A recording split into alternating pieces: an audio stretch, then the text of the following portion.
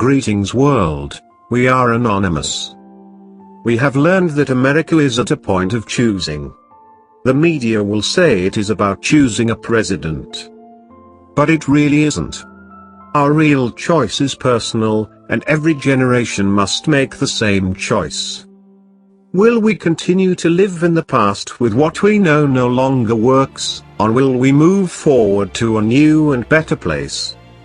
The people in state after state have made it clear. They cry out for a new path. Both with the same diagnosis, but both with very different paths to healing. Millions of Americans have chosen one outsider. We don't find our fuel in bundlers and special interests, but rather directly from the people. The wide-eyed youth of any age that haven't given up on the hope that tomorrow can and will be better. Ronald Reagan and Jack Kennedy were outsiders. They both represented a whole new vision and vibrancy. A new generation of ideas. Jack Kennedy looked forward instead of back to the first half-century of World War. He knew that America could dream and build if we were set free. Not tanks for war, but rockets for exploration. Reagan looked out to us, the most powerful force for innovation that the world has ever known. We found the new tech pioneers like Bill Gates and a young Steve Jobs. They had vision and the freedom to build a new world that at the time only they saw, and because they were free. They challenged the way and changed the way all of us live, work, and interact. Now it is our turn. This generation must first look inward to see who we really are, after years of being beaten down. Years of being told we couldn't, shouldn't, or wouldn't. This generation needs to answer a new set of questions. Can we? Should we? Will we? Are we still those people? Those dreamers and doers? Are America's greatest generations in our past? Or are our best days yet ahead? We must unite the Republican Party because doing so is the first step toward uniting all Americans. The question is not whether all Americans can or will agree on a majority of issues all of the time. The question is whether a majority of Americans are hungry to rally around a set of principles larger than any single issue that a politician may use to divide us. It's natural, when we talk about our nation's earliest days, that we focus our attention on the Declaration of Independence and the Constitution. And we can learn a great deal about a path forward by focusing on the passionate disputes and disagreements among our founding fathers, differences that were put aside only because of the weight and consequence of the foundational principles they sought to proclaim and the price to be paid if they failed to rise to the task. Today, as Republicans, we agree on a lot. And sure, areas of lesser agreement exist as well.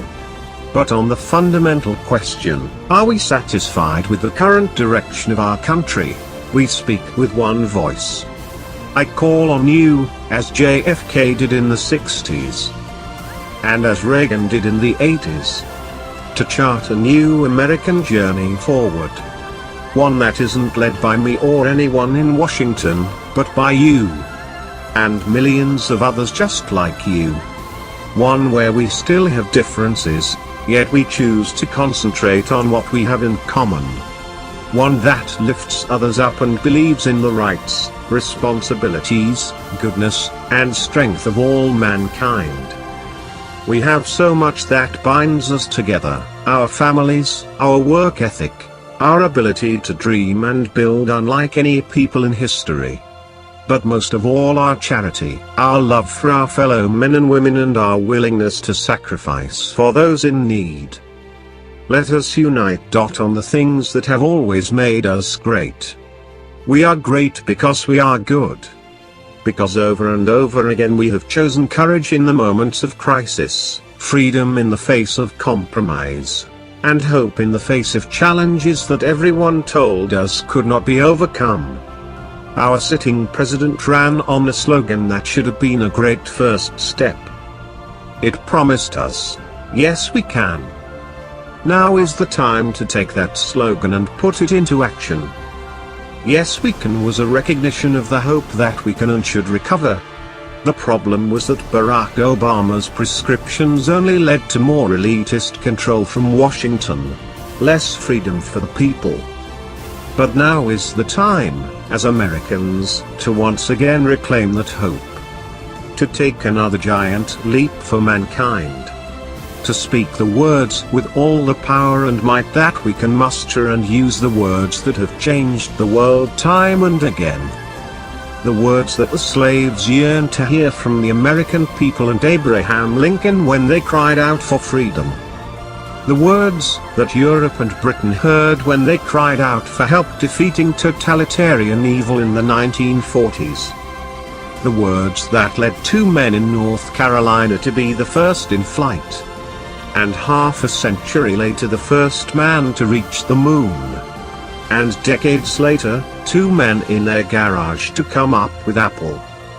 They are the words that will repair our tattered spirit, lift up our economy and those who are barely making it.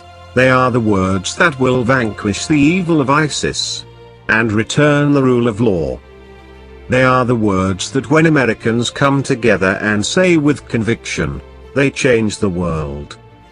They are the vision of this movement. Not yes we can, but now, yes we will. We will restore our spirit. We will free our minds and imagination. We will create a new and better world. We will bring back jobs, freedom, and security. We will find new ways to ignite an energy revolution with more jobs and greater choices. We will defeat the evil of Islamists and ISIS. We will live as neighbors, friends, and family in peace once again. We will heal the sick, feed the poor, and defend the defenseless. We will restore our rightful place in the world. We will do what Americans do best. We will live for others.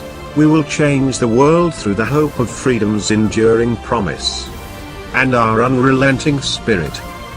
You can be empowered, and in a digital age it is all the easier for your voice to be heard. Your choices to govern your work, your education, your future. If only Washington will get out of the way. Join me on this journey of less talk and more action because I know you. You may have been knocked down, but America has always been best when she is lying down with her back on the mat and the crowd has given the final count.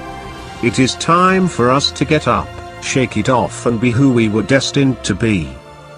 Don't let anyone try to convince you otherwise. Here is the truth, you don't need me or any politician. But we do need each other, all of us, coming together as one, as we the people, because not only do we say, yes we can, beginning here and now we pledge to each and every one of us, yes we will. And now my friends, onward to victory. We are anonymous.